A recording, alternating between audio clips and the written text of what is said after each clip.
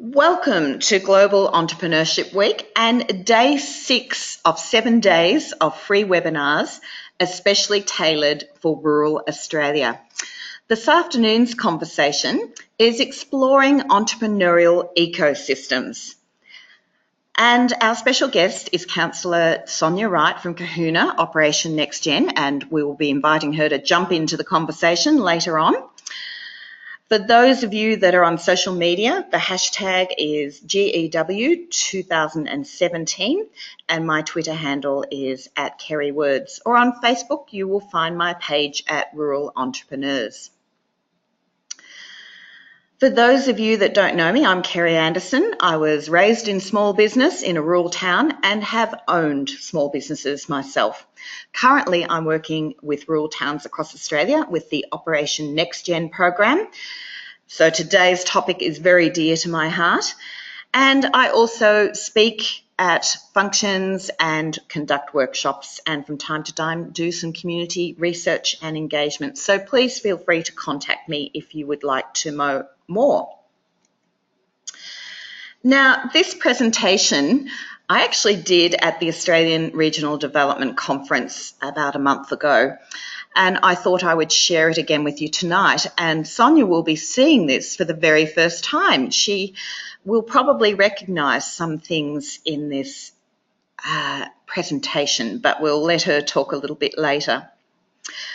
I love sharing stories, and I would like to start by telling a tale of two cities. No, it's not in my book, but it will be in a chapter in the next revision. So one city has relied on a coal-fired power station for a century. Earlier this year, it was confirmed that the power station is closing. They did have a timber mill, but that has already closed. The community is devastated. They knew it was going to happen, but just not yet. Young couples had just built their dream homes, which they believe are now worthless. So the other city, well, it's more of a town. It's been through a bit of change as well, some expected and some unexpected. Upgrading irrigation infrastructure caused a bit of grief with the older generation farmers who suddenly found that their water was cut off or they had to learn new technology. Then we had a drought which pushed up water prices, and of course the drought was followed by floods, but the price of water hasn't gone down. 2017 hasn't been such a great year either. Being primarily a dairy industry region, the price of milk is not even covering the cost of milking their cows. Times are tough for both of these cities, but we're going to come back to that. I hope I've got you intrigued. Because of my work with a program called Operation NextGen, I was delighted to receive an invitation to the ESHIP Summit held this June in the United States. 430 practitioners, yes, I'm in there somewhere towards the left, can you see me waving, gathered in Kansas City to share world best practice in building strong entrepreneurial ecosystems. I had the honour of announcing that the old economic development model is officially dead. Everybody applauded. It was quite a good feeling, actually. Instead of the old hierarchical system, it's all about networks and collaboration. Clearly, it is time to change the way we approach economic development, and it has been heartening to hear some of the speakers around the country starting to recognise that here in Australia. It's not just about building infrastructure or the big corporates. It is about empowering local people to lead local change. Essentially, we have to change the conversation from job seeking to job creation. And to make this happen, industry, community, government and educators need to work together. Why is so important? Once you understand the why, it makes it easier. Let me outline 4 reasons that come to mind why building an entrepreneurial ecosystem is so important. We've all heard the warning, don't put all your eggs in the one basket. Even the strongest of industries are not assured in an age where 70% of future careers haven't been invented yet. I'm currently working with the coal mining town of Collie in Western Australia. They're not waiting until the mines close down. They're preparing to diversify now. It makes sense. The more diversity you have, the broader appeal there will be to young people to live and work there. The CSRIO's Tomorrow's Digitally Enabled Workforce report is warning us that the way we work is changing. All those corporate jobs that university students think they're going to walk into won't be there in the future. More people are being contracted for services rather than being put on staff. This means that more of us will be working remotely and will effectively be self-employed. We all have to do our own marketing, pitching for contracts, time management, budgeting, reporting and invoicing. No more fortnightly wages being automatically deposited. This is really scary for some people. Advances in technology is huge. Automation is taking away some jobs and creating new ones, especially in manufacturing and agriculture. The Foundation for Young Australians' New Work Mindset report identifies technologists as the #1 career cluster. The transferable skills of creating and analysing big data applies across every industry. The second career cluster identified by the Foundation is that of the carers. As the ABS tells us, our population is ageing and the need for healthcare is growing. What this means for our economy is that less workers will be contributing taxes and more people will be relying on welfare support. Now that is one big challenge all our politicians are grappling with. With every challenge comes an opportunity. I see lots of opportunities. For instance, if you're going to work for yourself, why not live and work in a rural town or regional city where the air is fresh, the commute is non-existent, and it is much cheaper to live? Young people love growing up in a rural town. Yes, they want to explore the world and we don't want to lock them up, but we would also love them to come back and live and work in a rural town if there was a business or career opportunity for them. I know this for a fact because we have surveyed over 2,000 secondary school students as part of Operation NextGen. So the big question is, what can we, the rural towns and regional cities of Australia, do to embrace change and take control of our own destiny? First, we need to understand what is an entrepreneur. Every community has entrepreneurs, whether they know it or not, but you won't find them calling themselves an entrepreneur, especially here in Australia because of that tall poppy syndrome. In essence, an entrepreneur is a dreamer and a doer. They are the people who have the ability to look at existing landscapes with fresh eyes, like Sarah Salmon on the banks of the Murray River, who transformed a struggling cut flower business into Simply Rose petals, selling products online to a global market. Or they are problem solvers, like Travis Howard of Red Gum Organics in Cohuna. He puts green waste to use as bedding for dairy cows to reduce the risk of mastitis from lying on wet ground. He then collects that waste and turns it into organic compost to top dress paddocks and for domestic garden use. Entrepreneurs are innovators as well. Bort school teacher Jared Robinson wanted his Year 12 students to perform well in their outdoor education exam, so he invented an app that is now used across Australia and the world. A teacher by day and app designer by night. What is your neighbour up to?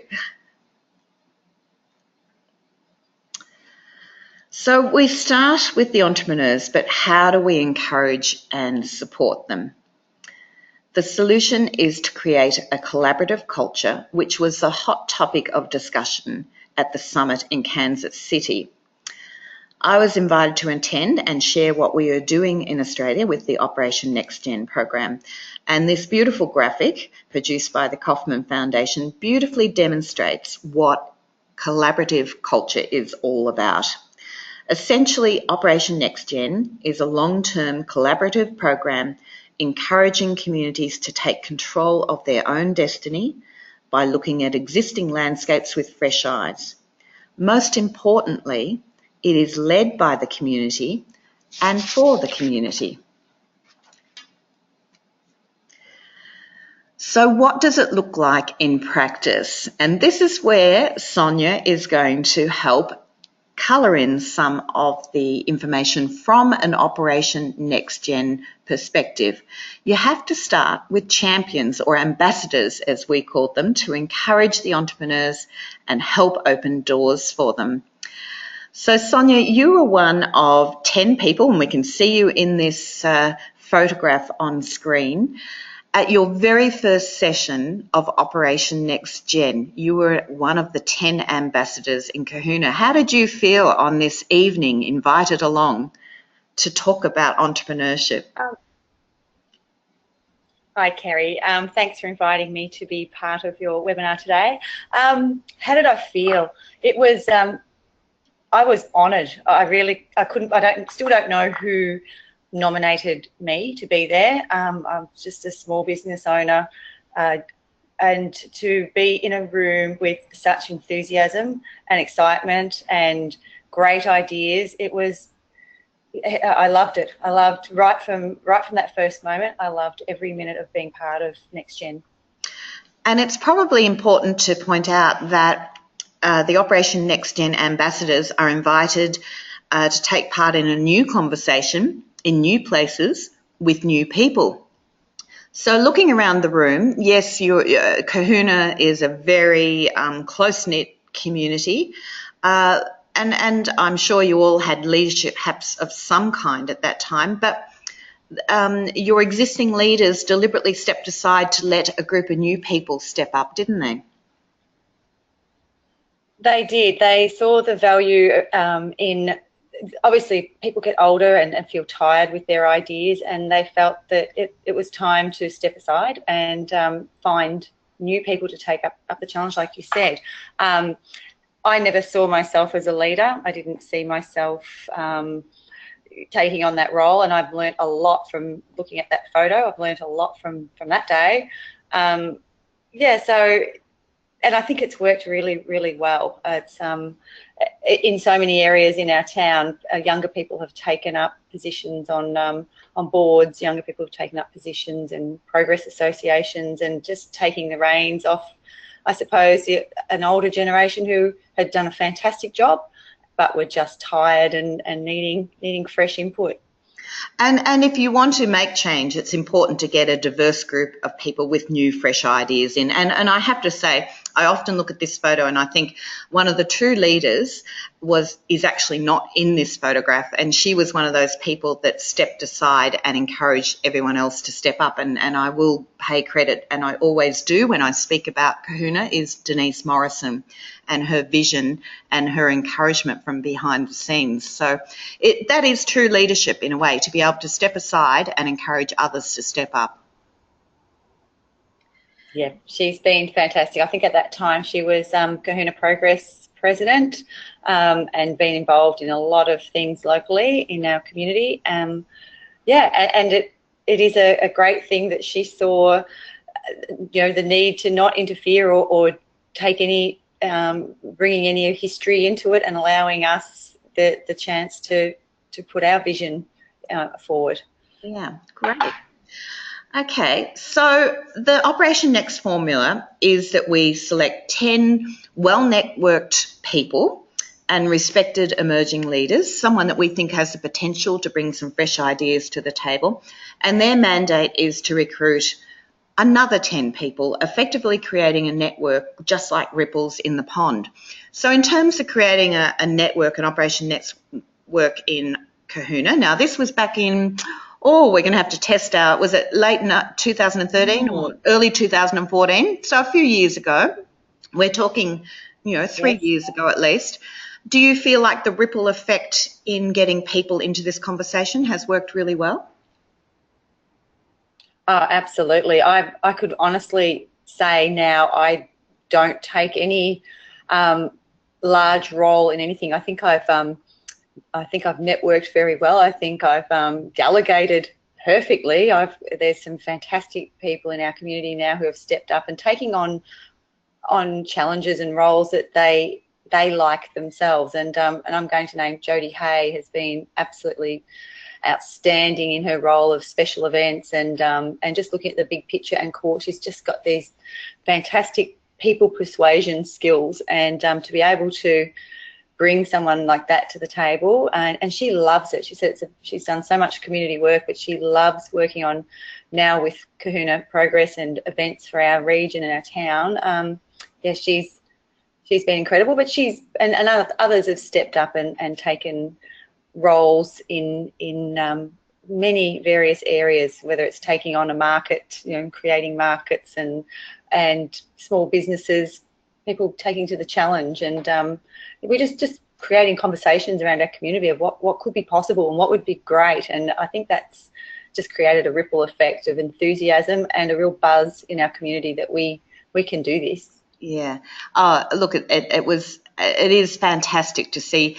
And we should add that we've got so many existing leaders in our communities. Obviously, we have a council, we have progress associations, we have Rotary clubs. They're already engaged in their various leadership roles.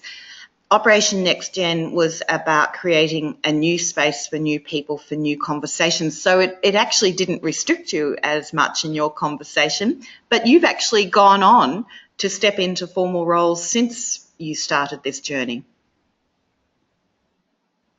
I have, and like I said, looking at this photo, I would never have imagined the path that I've taken. It was never on my goals or my list of goals, but it's just, I suppose, evolved from this initial conversation, and that was becoming a counsellor. I certainly didn't have public speaking skills at all. I think I spoke at my son's 21st birthday and forced myself, but I hadn't done anything. But even part of your program, we did have to get up and speak in public at the end, and that was challenging for me. But now in this role, I do have to public speak on many occasions. So just on that alone, I've grown as a person through this program, and just knowing that people believed in me and thought that I had something to offer, and that has, I suppose, like a rose that's closed. I've sort of really blossomed in this role and becoming a leader, and knowing that people value my opinion or my thoughts on things, and that's incredible what that can do for somebody. And obviously your community values you because they voted you in as a councillor, so congratulations. All right, let's look at some of the other aspects of Operation Next Gen, and I'll get you to comment on a few other things as we go along.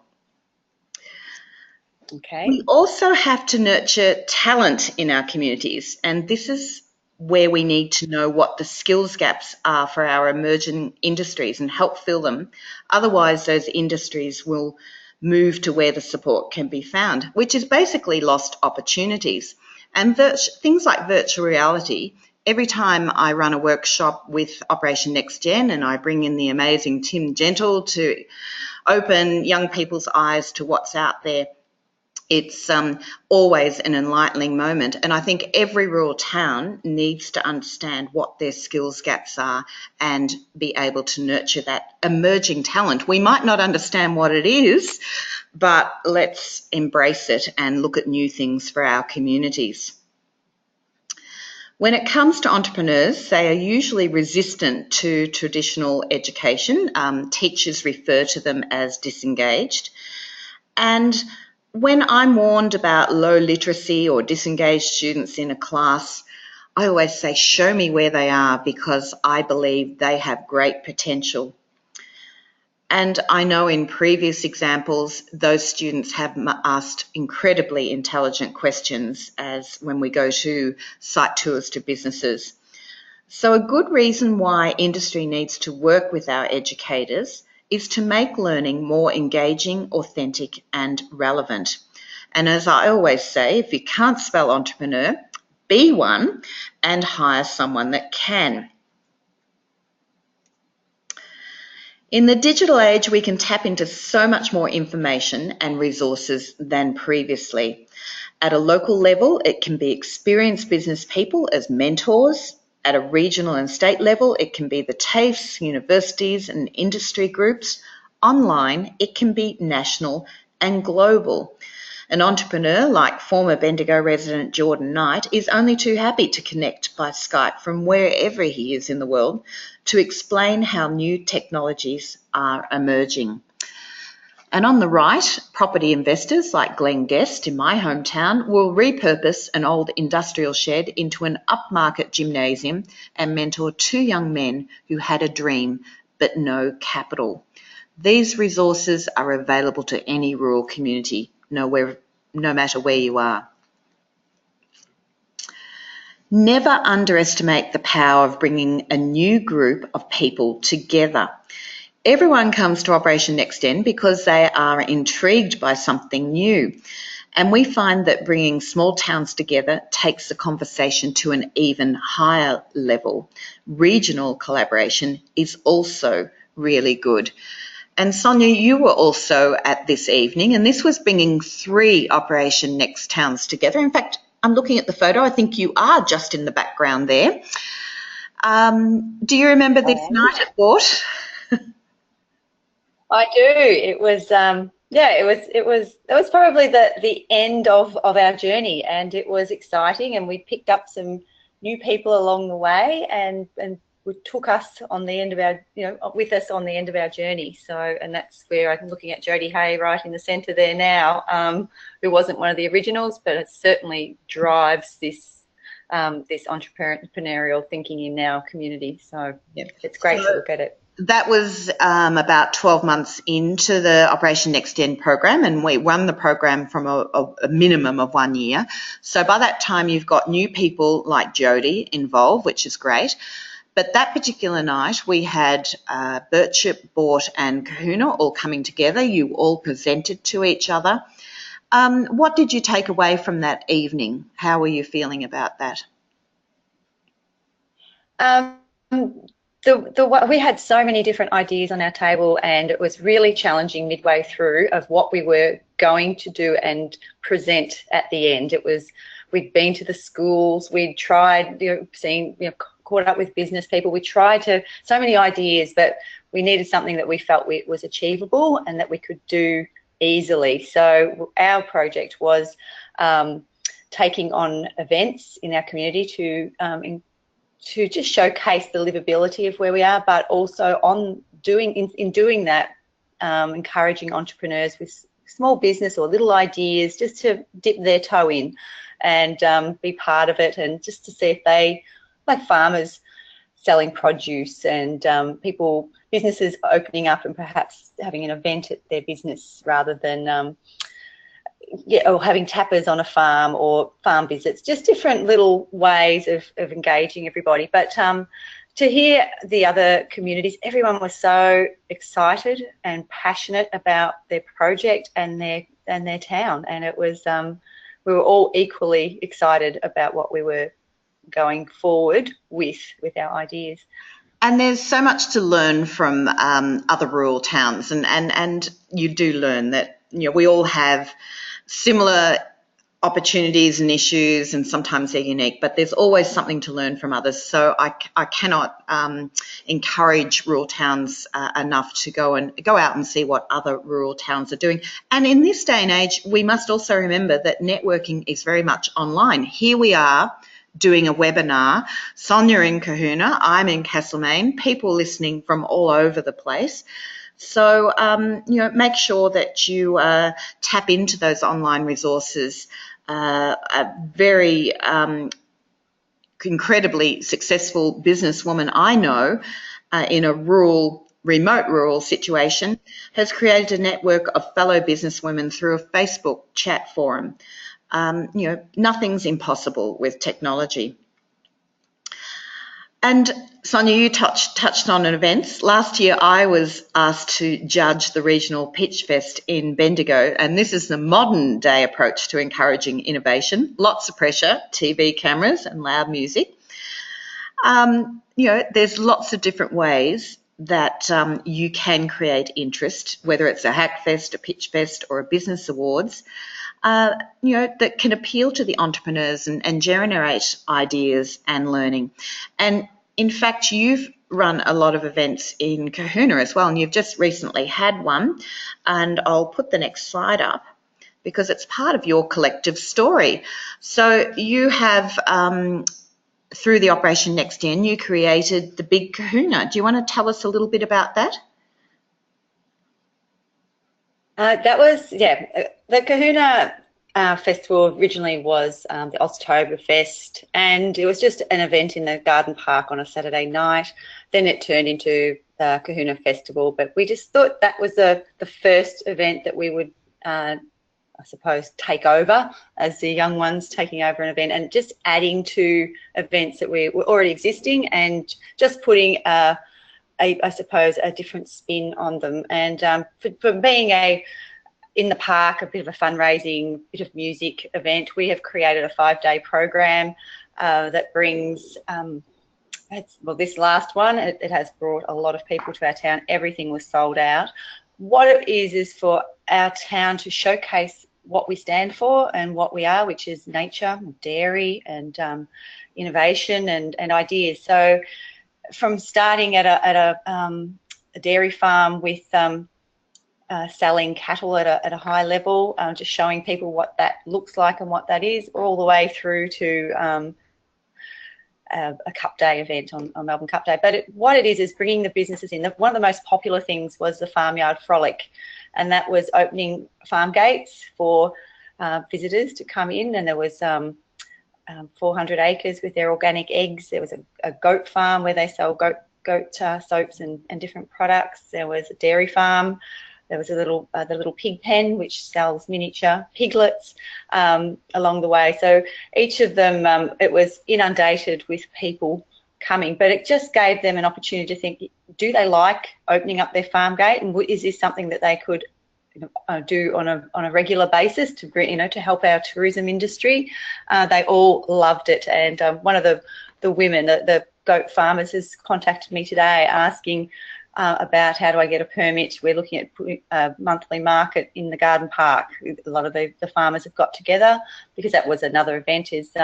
We just added a market on the Sunday morning, and it's made local. So it could, there's years ago, young schoolgirls selling flower crowns and young artists selling their works, jewellery, candles, soap, but also produce as well. So it's just given everyone that little chance to say, I kind of like this, I might go into this a little bit more. So that's been really positive, and a lot's come out of it, and it's also helped existing businesses in town add to their offerings by adding the Grill and Chill, a factory and field. Although it's predominantly a coffee shop and gift store, they opened up their doors and had live music and tappers and wine, where the local winery is set up there. So it's kind of all working together to create an atmosphere, just an exciting buzz around our town, and dipping your toe in and trying something new. And I love the hashtag Get Your Backside Creekside, and that's just one of the joys of having worked with your community, and I keep seeing this stuff and new stuff every year. So well done to all the organisers. That's great, and it's part of telling, as you say, it's showcasing your town, and telling part of that is telling your collective story. Now, every town is diverse and has lots of different aspects to it, but in my hometown, we have these incredibly vibrant signs as you drive into Castlemaine. Welcome to Castlemaine, Street Rod Centre of Australia. Over 30 years, what started with a group of street rodding enthusiasts has emerged into a cluster of small businesses that has made Castlemaine a destination for anyone looking to modify a vehicle and get specialist work done. And with a bit of rough math relating to the number of street rods per capita, these street rodders here in Castlemaine proclaimed Castlemaine as the street rod centre of Australia. And these signs makes everybody believe it. So it's part of our collective story. We have thousands of people come from all over the world to attend events and come as customers and tourists every day. So whether you want to be this new Silicon Valley, paddock to plate success story or street riding centre or get your backside creekside. Think about what collective story your rural town can tell.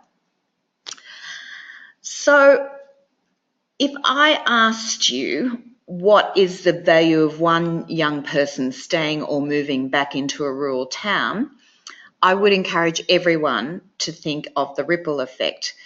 And I know this was prevalent in the mind of Sonia and the Operation NextGen in Cohuna and Bort and Birchip. That one young person is providing a professional service or working in a business.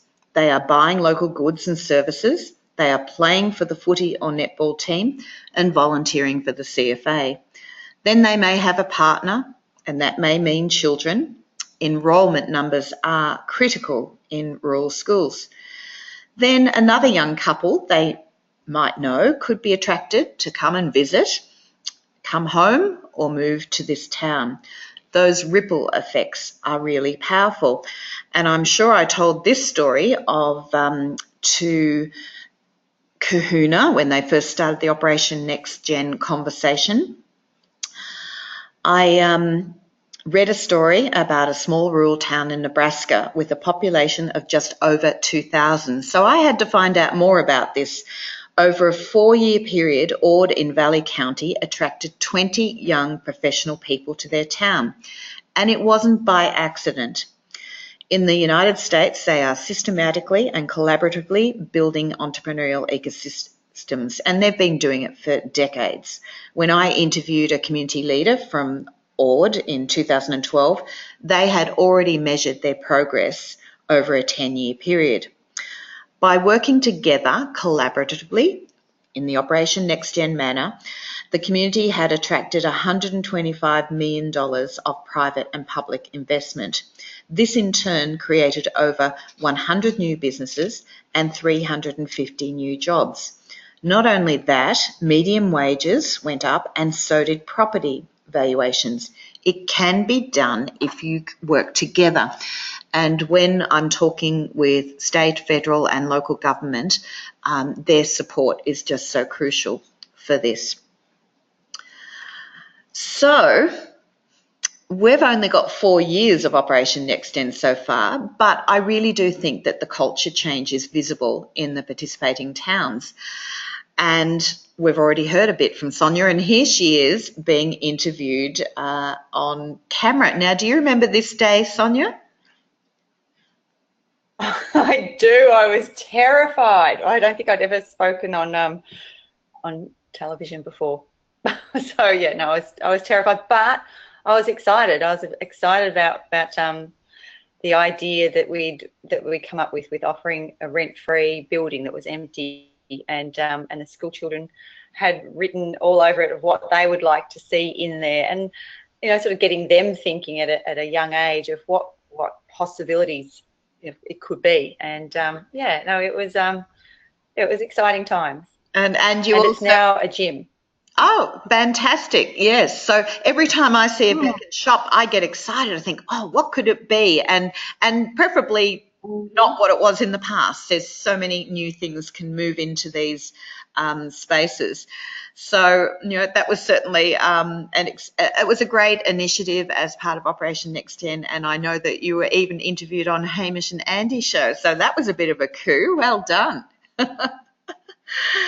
And that was even more terrifying. Yeah. There, so that was completely unexpected. But, yeah. You don't know where the conversation. Yeah. Okay. So you never know where this conversation is going to take you. And this is this original photo. Remember that it took place in an old butter factory. And what I loved about, I was just there recently again, is that Jenny Finn, the owner of that space, is one of those wonderful people with vision and drive, and she has been able to turn it into Factory and Field, this wonderful new space. And it was just lovely for International Rural Women's Day to have an event back there and think, this is where the Operation NextGen conversation all began, and now, as you say, there's a beautiful cafe and just rooms and rooms, and this old butter factory that is now just beautifully decorated with wares. So, which is getting back to the tale of two cities. So we've got a sense of where we've come. So any Victorians have probably already guessed that the first city I spoke about was Morwell and the closure of Hazelwood Power Station. The government has poured over $250 million into this community, and I know there's a lot of people working very hard to turn that community around. I really do hope it's successful. But my past experiences of money being thrown at communities has not been a positive one, which is where we come back to Cohuna. And I talked about the hardships that Cohuna has been facing. And it was my other, the second of these two cities. And I compared the two. You can see that here at Hazelwood, Morwell, we've got the rally for the valley. The community is really struggling. They got a lot of publicity, and it was all about, what can you do to help us? This is not fair. But then I saw the milk crisis, the dairy crisis hit Cohuna, and it was a different sort of response that I saw. The Show Some Dairy Love social media campaign is being driven by one of the Operation Next Gen ambassadors and a graduate of the Loddon Murray Community Leadership Program.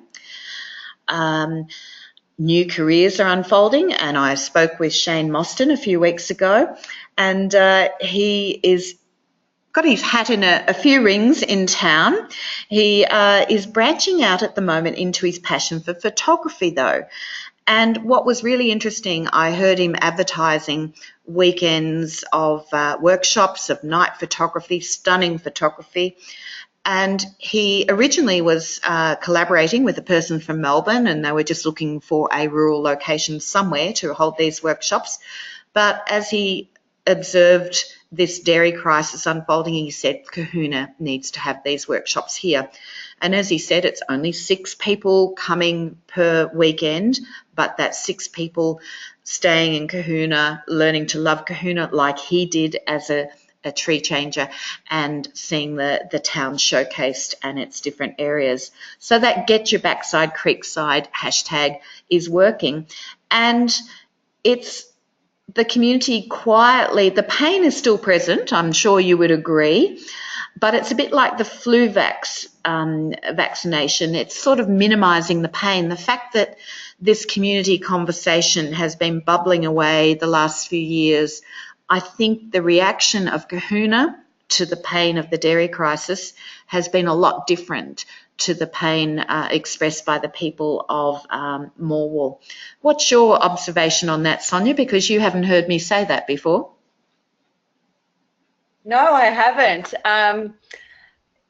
It has been a tough few years for our dairy industry, obviously with drought and then floods and then the milk price is plummeting. But we haven't whinged. It's just we haven't whinged about it.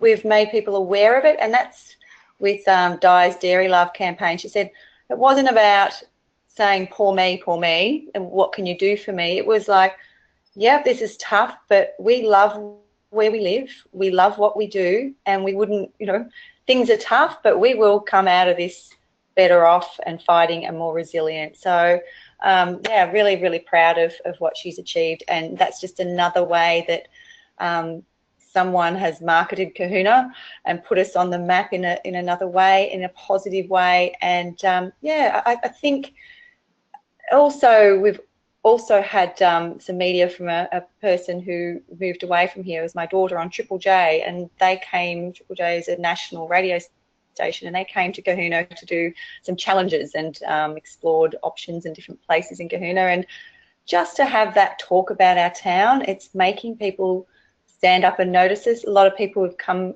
out of the woodwork saying, I grew up there, I love there, I'd love to move back if we just had the jobs. But we've just sell the message that, yeah, create your own destiny. And with technology, things are getting a lot easier to still work in your existing companies or jobs and work from remote locations. So we're hoping that all our positive talk about what we stand for will, like you said, the ripple effect, and people will start to think that it is an option to move back or relocate here. Yep, it's all about taking the positive instead of the negative. So that was the reason I had my Tale of Two Cities, and hats off to Cohuna and people like Di for taking that. And I love seeing the show Some Dairy Love. They're all positive stories of being in dairy. So it wasn't about whinging, as you say, it was about what's positive about it. And it's a great social media campaign to follow if you'd like to have a look at it. Now, you've just about finalised everything beautifully, Sonia, but I've got a final slide just to remind us what can we do, regardless of whether we are in local government, education or business. What can we do to help build an entrepreneurial ecosystem in our community? And these are my top tips. Value the dreamers and the doers, and understand that success is not always immediate. It takes time, and sometimes we have to invest in these people.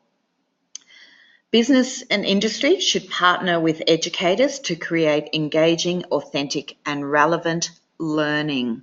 You cannot learn reading out of a book or in a classroom. You have to bring the two together. Create new spaces for new conversations with new people. Welcome the crazy ideas. They might just work. And embrace change. We can't hold back the tides, so we may as well surf the waves. Make it a positive narrative. Change the conversation from job seeking to job creation. And no one likes to be told what they should do. The results will be far more powerful if the community takes the lead. And finally, be patient. It doesn't happen overnight. So my catch cry is entrepreneurship. It's everybody's business, but hopefully there were lots of other take-home messages for you as well. I hope that you enjoyed today's conversation. Thank you so much, Sonia, for joining us. Was there anything you wanted to add? You really beautifully added to the conversation today.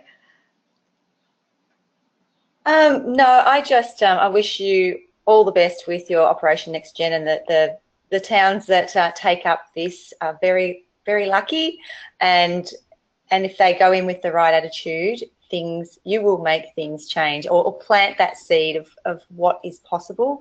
And I look forward to still connecting with you and your ideas and what you've brought back and from the US and how they've made change. It's all possible, and yeah, good luck with everything you've done. This has been terrific. Yeah, well, I don't think I need good luck, because people like you are out there already doing it. And I have to correct you, Sonia, in closing. You didn't finish your journey with Operation Next Gen. It just started. Yes, the program was a defined period of time, but everything about Operation Next Gen is about just giving you the confidence to understand that you have the ability to lead and create your own destiny. And it was really, yes, the program ended in a year, but in actual fact, it was the very start of your journey, I would add.